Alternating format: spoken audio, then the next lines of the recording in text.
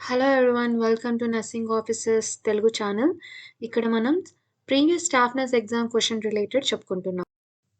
First question: when assessing a patient with appendicitis, how a nurse must initiate to get information? ఆ patient నుంచి information రావడం కోసం మనం ఎలా మాట్లాడాలి, ఎలా ఇనిషియేట్ చేయాలి ఆ పేషెంట్ని అని అడిగారు. ఆప్షన్స్ ఏంటంటే tell me how you are feeling, B tell me where is the pain, C tell me relief of pain with what, tell me whether cough aggravates pain. ఇలా రకరకాలుగా క్వశ్చన్స్ ఇచ్చున్నారండి. కానీ మనం ఎలా అడగాలి అన్నది ఆన్సర్ అనమాట. ఇప్పుడు కానీ పేషెంట్‌ని బ్రీఫ్‌గా ఏదైనా తన ప్రాబ్లమ్‌ని ఎక్స్‌ప్లెయిన్ చేయడానికి అడగాలంటే మనం ఓపెన్ ఎండెడ్ క్వశ్చన్స్ అడగాలి. ఇక్కడ పెయిన్ ఉందా అని అడిగితే అక్కడ ఉందా లేదా అని మాత్రమే చెప్తారు. అలా కాకుండా అసలు నేను ఎలా ఫీల్ అవుతున్నా, ఏమైంది, ఏంటి అని ఓపెన్ ఎండెడ్‌గా క్వెషన్ అడిగితే అతను మొత్తం డీటెయిల్‌గా చెప్తారనమాట. So, answer is option A. Tell me how you are feeling. Next question. Before endotracheal intubation, some facts about trachea a nurse has to understand, and all the following are true regarding trachea except. మనం ఎండోట్రెకియల్ ఇంట్యుబేషన్, ఈ ventilator set చేయడం కోసం breathing రాకుండా ఉన్నప్పుడు mechanical ventilator fix చేసే ముందు ఈ ఎండోట్రెకియల్ ఇంట్యుబేషన్ చేస్తారు కదా! ఆ ఇంట్యుబేషన్ చేసే ముందు ట్రికియా రిలేటెడ్‌గా తెలుసుకోవాల్సినవి ఏంటి? ఇక్కడ ఆల్రెడీ అన్నీ ఇచ్చారు. అందులో అవి కాకుండా కానిది ఏంటి? ఆల్ ఆర్ ట్రూ, కానీ రాంగ్ ఏంటి అని అడుగుతున్నారు. Options: trachea is about 13 centimeter long. Second option is it bifurcates into 2 major bronchi. అది trachea 2 major bronchiగా డివైడ్ అవుతుందని చెప్పారు.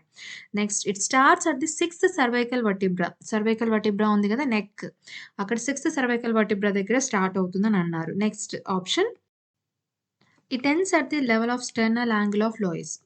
ఆన్సర్ ఏంటండి? ట్రెకియా అన్నది 10-11 సెంటీమీటర్ లాంగ్ ఉంటుందండి. అండ్ ఇది 2 బ్రాంకైగా డివైడ్ అవ్వడం నిజమే.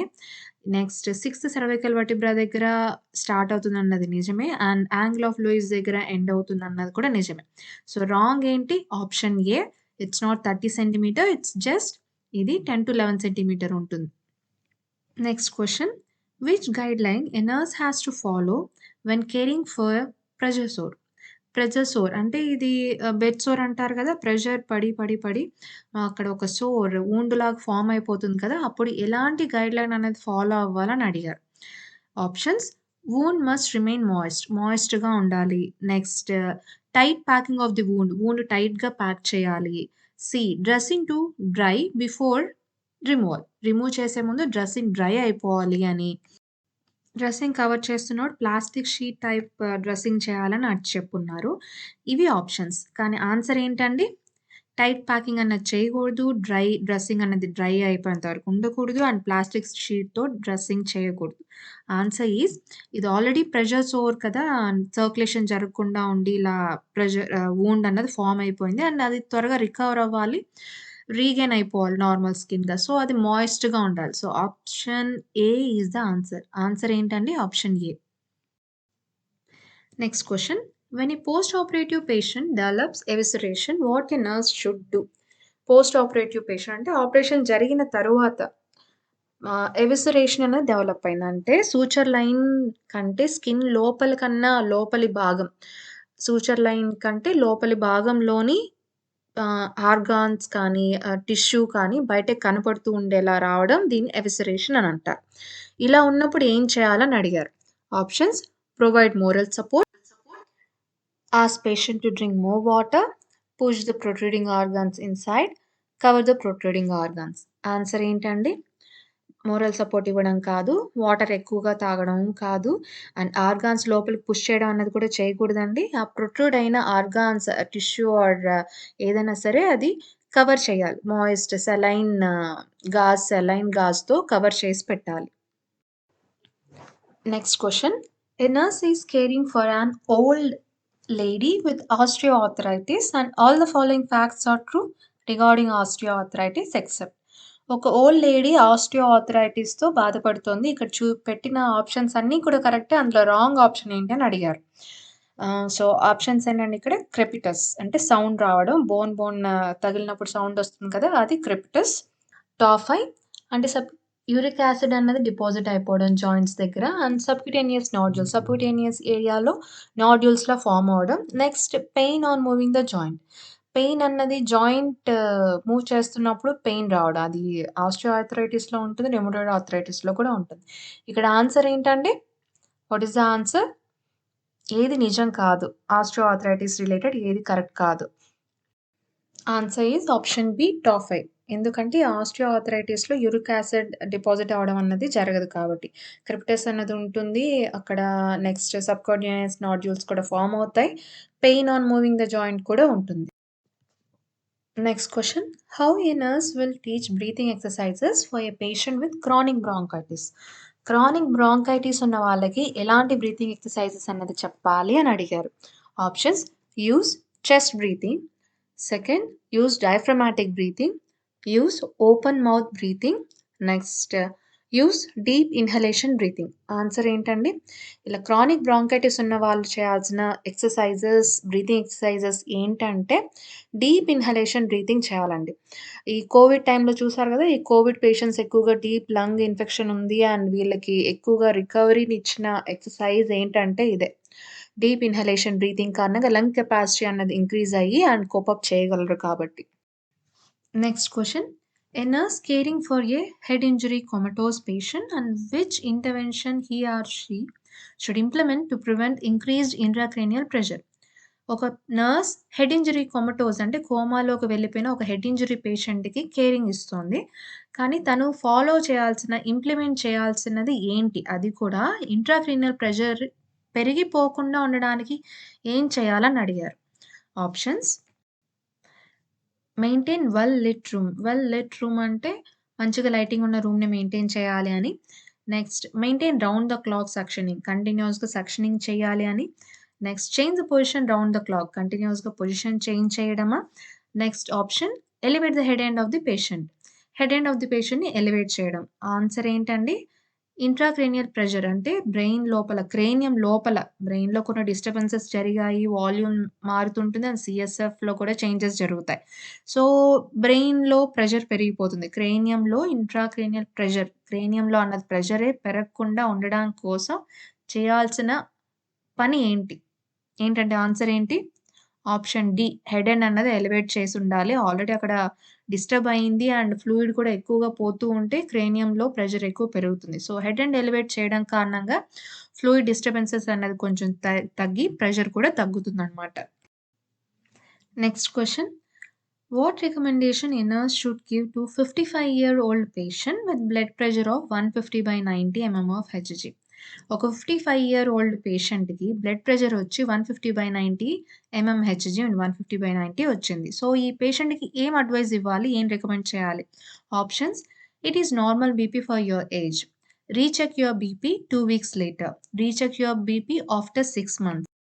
Recheck your BP after 1 year. So, answer ఏంటండి? ఇక్కడ నియర్లీ 60 ఇయర్స్ ఓల్డ్ పేషెంట్ 150/90 అని వచ్చారంటే, వాళ్ళని మళ్ళీ 2 వీక్స్ తర్వాత బీపీ చెక్ చేసుకోమని చెప్పాలి. అంటే అతనికి బీపీ పెరుగుతోందా? ఆ టైంకి టెన్షన్ పడి వచ్చిందా? ఏంటి కారణం? ఇవన్నీ మనకు తెలీదు కాబట్టి మళ్ళీ 2 వీక్స్ తర్వాత చెక్ చేయడం కారణంగా ah, pre hypertensive patient or hypertensive patient అన్నది మనకు అర్థమవుతుందనమాట. And just one time check చేయగానే అతను బీపీ పేషెంట్ అన్నది మనం చెప్పలేం. Next question. A nurse is caring an anemic patient. What findings should suggest her that it is acute blood loss anemia? ఒక anaemic పేషెంట్‌కి కేరింగ్ ఇస్తుంది ఒక నర్స్. కానీ బ్లడ్ లాస్ కారణంగా వచ్చిన అనీమియా అన్నది ఎలా ఫైండ్ ఔట్ చేస్తుందని అడిగారు. Option: exertional dyspnoea, easy fatigue on exertion, bradycardia at rest, postural hypotension. Answer ఏంటండి? Answer is option D. Anaemia దేని కారణంగా అయినా సరే ఎగ్జాషన్ అన్నది కామన్ సింప్టమ్. అంటే చిన్న చిన్న పనికి కూడా ఎగ్జాషన్, ఆయాసం, ఇది ఫెటిగ్‌నెస్ అన్నది వస్తూనే ఉంటుంది. కానీ ఇక్కడ వీళ్ళ బ్లడ్ లాస్ అనీమియా అని మెన్షన్ చేశారు. బ్లడ్ లాస్ ఉన్నప్పుడు హార్ట్ ఇంకా ఎక్కువగా కొట్టుకోవడం కారణంగా టెకికార్డియా ఉంటుంది. సో, బ్రెడికార్డియా అన్నది ఆప్షన్ కాదు. ఇంకా బ్లడ్ లాస్ ఉండడం కారణంగా బ్లడ్ ప్రెషర్ అన్నది తగ్గిపోతుంది. సో, హైపోటెన్షన్ అన్నది ఉంటుంది. Next question. Maternity nurse must be aware that screening for diabetes mellitus in pregnancy is done at pregnancy టైంలో చాలా డిసార్డర్స్‌కి స్క్రీనింగ్ చేస్తారు కదా! అలా డయాబెటిస్ మెలిటస్ గెస్టేషనల్ డయాబెటిస్ ఉందా? షుగర్ ఇంక్రీజ్ అవుతోందా అన్నది ఎప్పుడు ఏ వీక్‌లో స్క్రీన్ చేస్తారు అని అడిగారు. Options 6-17 weeks, 18-23 weeks, 24-28 weeks, 29-32 weeks. Answer ఏంటండి? ఈ ప్రెగ్నెన్సీలో డయాబెటిస్ మెలిటస్ అన్నది 7th మంత్‌లో స్క్రీన్ చేస్తారండి. సో, ఆప్షన్ సి అన్నది answer 24-28 weeks. Next question. Neonate of diabetic mother is at risk for all the following except. ప్రెగ్నెన్సీలో డయాబెటిస్ ఉంటే పుట్టిన పిల్లలకి కొన్ని కాంప్లికేషన్స్ ఉంటాయండి. అవేంటి? ఈ కింద ఇచ్చిన ఆప్షన్స్‌లో ఏది కరెక్ట్ కాదు అని అడిగారు. Options: hypoglycaemia, hypocalcaemia, hyperglycaemia and hyperbilirubinaemia. ఈ diabetic mother sugar level maintain చేయడం కోసం ఇన్సులిన్ అన్నది తీసుకుంటుంటారు. సో, ఇక్కడ ఏమవుతుందంటే బేబీకి ఎక్కువ కార్బోహైడ్రేట్స్ అన్నది వెళ్ళిపోతూ ఉంటుంది. అండ్ ఇక్కడ బేబీ ఇన్సులిన్ అన్నది నార్మల్‌గానే ఉంటుంది. టాలరేట్ చేయడం, తగ్గించడం, పెంచడం అన్నది ఉండదు. అండ్ సో, ఎక్కువ కార్బోహైడ్రేట్స్ ఎళ్ళడం కారణంగా బేబీలో, ఫీటస్‌లో గ్లూకోజ్ లెవెల్స్ అనేది పెరిగిపోతుంది. సో, హైపర్‌గ్లైసీమియా ఉంటుంది. కానీ ఒక్కొక్కసారి ఏంటంటే దాన్ని కంపెన్సేట్ చేయడం కోసం బేబీ ఇన్సులిన్ ప్రొడక్షన్ అన్నది ఎక్కువగా పెరిగి బేబీ యొక్క గ్లూకోజ్ లెవెల్స్ అన్నది తగ్గిపోతూ ఉంటుంది. సో, కొన్ని కేసెస్‌లో హైపోగ్లైసీమియా ఉంటుంది. సో, డయాబెటిక్ మదర్‌కి పుట్టిన పిల్లలకి హైపర్‌గ్లైసీమియా ఆర్ హైపోగ్లైసీమియా ఉంటుంది. అండ్ హైపోకాల్షిమియా కూడా ఉండే ఛాన్స్ ఉంది. ఎందుకు అంటే మెగ్నీషియం లెవెల్స్ అన్నది మెగ్నీషియం అన్నది ఎక్కువగా యూరిన్‌లో ఎక్స్‌క్రీట్ అయిపోతూ ఉంటుంది కాబట్టి మదర్‌కి ఈ హైపోకాల్షిమియా కూడా ఉండే ఛాన్స్ ఉంది. సో, ఇక్కడ రాంగ్ ఆన్సర్ ఏది అంటే option D hyperbilirubinaemia. Next question. Before giving blood transfusion, a nurse must note the date, time of collection, and must be aware that packed red blood cells can be stored up to. Blood transfusion చేస్తున్నప్పుడు అది packed RBCs transfusion చేస్తున్నప్పుడు date and time of collection అనేది ఖచ్చితంగా చూడాలి. And మనం patient యొక్క డీటెయిల్స్‌తో కూడా match చేయాలి. దాంతో పాటు ఈ ప్యాక్డ్ ఆర్బీసీస్ అన్నది ఎంతవరకు స్టోర్ చేయొచ్చు? ఎక్స్‌పైరీ డేట్ ఏంటి? ఎంతవరకు స్టోర్ చేసి పెట్టొచ్చు అన్నది కూడా మనం తెలుసుకొనుండాలి. సో, ఈ ప్యాక్డ్ ఆర్బీసీస్ అన్నది స్టోరేజ్ టైమ్ ఏంటండి? పీరియడ్ ఆఫ్ స్టోరేజ్ ఏంటి? Options 25 days, 35 days, 45 days and 55 days. Answer is option C, 45 days. Next question. A nurse was called to see a patient with noisy breathing. She suspects laryngospasm with stridor and it occurs commonly with. ఒక పేషెంట్‌కి noisy breathing ఉంది. అది nurse చూసి దాన్ని strider అని గుర్తించింది. అంటే లారింగోస్పాజమ్ form అయిపోయి స్ట్రైడర్ వచ్చిందని గుర్తించింది. కానీ ఆ స్ట్రైడర్‌కి కారణం ఏంటి? ఆ నాయిసీ బ్రీతింగ్, లారింగోస్పాజమ్‌కి కారణం ఏంటి అని అడిగారు. Options hyperkalaemia, hypercalcaemia, hypokalaemia and hypocalcaemia. Answer ఏంటంటే ఆప్షన్ డి హైపోకాల్షిమియా. హైపోకాల్సీమియా కారణంగా లారింగోస్పాజమ్ ఫార్మ్ అయ్యి స్ట్రైడర్ అన్నది వస్తుందండి. నాయిసీ బ్రీతింగ్ వస్తుంది. Nurse working in an operation theatre must know the risk of HIV infection with needle stick injury is about. Needle stick ఇంజురీతో వచ్చే risk అంటే statistics ఎంతవరకు అన్నది అడుగున్నారండి. 1:100, 1:200, 1:300 అండ్ 1:400 ఇలా ఇక్కడ రేషియోస్ అన్నది ఇచ్చున్నారు ఆప్షన్స్‌లో. What is the right answer అండి? రైట్ ఆన్సర్ ఏంటి? నీడిల్ స్టిక్ ఇంజురీతో 300 మెంబర్స్‌లో 1 మెంబర్‌కి ప్రాబ్లమ్ వచ్చే ఉంది. ఇన్ఫెక్షన్ ట్రాన్స్‌ఫర్ అయ్యే ఛాన్స్ ఉందండి. So, the answer is option C 1:300. The next question. A nurse is caring for a patient with swine flu and she has to give the drug of choice for swine flu is. Swine ఫ్లూకి drug of choice ఏంటి అని అడిగారండి. Options acyclovir, adefovir, cidofovir, oseltamivir. Answer ఏంటండి? Answer is option D oseltamivir. Next question. A nurse is taking care of a patient with DVT and she must be aware that venous emboli will be lodged in. DVT patient అంటే deep vein thrombosis పేషెంట్‌కి caring ఇస్తున్నారు. Service చేస్తోంది ఒక nurse. కానీ ఈ థ్రాంబోలై form అయింటుంది కదా! ఈ Venus థ్రాంబోలై అన్నది ఎక్కడ లాడ్జ్ అయిపోతుంది? ఎక్కడికెళ్ళి అబ్స్ట్రక్ట్ అవుతుంది, పెద్దదయిపోతుంది. కాంప్లికేషన్ దేనికి అని అడిగారు. Options heart, lungs, liver, kidneys. ఎక్కడ కాంప్లికేషన్ అంటే lungs. So, option B is the answer. Next question. Hyaline membrane disease of an infant is due to deficiency of surfactant. And the source of pulmonary surfactant is infant లో వచ్చే Hyaline membrane disease కి కారణం ఏంటంటే surfactant deficiency ఉండడం. And ఈ pulmonary surfactant అన్నది ఎక్కడి నుంచి వస్తుంది అని అడిగారు. Options alveolar macrophages, capillary endothelium, pneumocytes type 1 and pneumocytes type 2. ఈ హెలెన్ మెంబ్రేన్ డిసీజ్‌ని రెస్పిరేటరీ డిస్ట్రెస్ సిండ్రోమ్ అని అంటారండి. ఇక్కడ ఏంటంటే న్యూబార్న్ ఆక్సిజన్ నీడ్ ఇంకా ఎక్కువ అవుతుంది అండ్ బ్రీతింగ్ డిఫికల్టీ ఉంటుంది. సో, అప్పుడు ఈ సర్ఫెక్టెంట్ అన్నది ఇస్తారనమాట. ఈ సర్ఫెక్టెంట్ డెఫిషియన్సీ ఉండడం కారణంగా కూడా బేబీ నార్మల్ బ్రీతింగ్ అన్నది తీసుకోలేకుండా పోతుంటుంది ఆఫ్టర్ బర్త్. సో, అది ఎక్కడ ఫార్మ్ అవుతుందని అడిగారు. ఆన్సర్ ఈస్ లంగ్స్‌లో ఉండే న్యూ మోనోసైట్స్ టైప్ 2 ఇక్కడ నుంచి సర్ఫెక్టెంట్ అన్నది రిలీజ్ అవుతుందనమాట.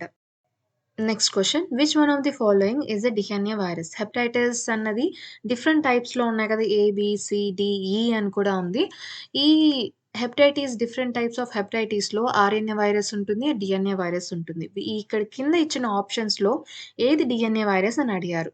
Options hepatitis A, hepatitis B, hepatitis C and hepatitis D.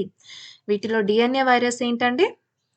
Option B hepatitis B. Hepatitis B అన్నది డిఎన్ఏ వైరస్. మిగిలిన అక్కడ ఇచ్చినవన్నీ కూడా RNA virus. Next question. To do percussion and postural drainage of lungs in bronchiectasis, what body position of the patient a nurse should use? ఒక పేషెంట్‌కి బ్రాంకియాక్టసిస్ ఉంది. ఆ పేషెంట్‌కి పర్కషన్ చేసి postural drainage of lungs అనేది ట్రై చేయాలన్నమాట. సో, అప్పుడు ఏ టైప్ ఆఫ్ పొజిషన్‌లో పెట్టాలి పేషెంట్‌ని అని అడిగారు. Options supine position, prone position, decubitus position and semi Fowler's position. Answer is option D semi Fowler's position. Semi Fowler's పొజిషన్‌లో పెట్టి పర్కషన్ చేయడం కారణంగా postural డ్రైనేజ్ అన్నది ఎక్కువగా జరుగుతుంది.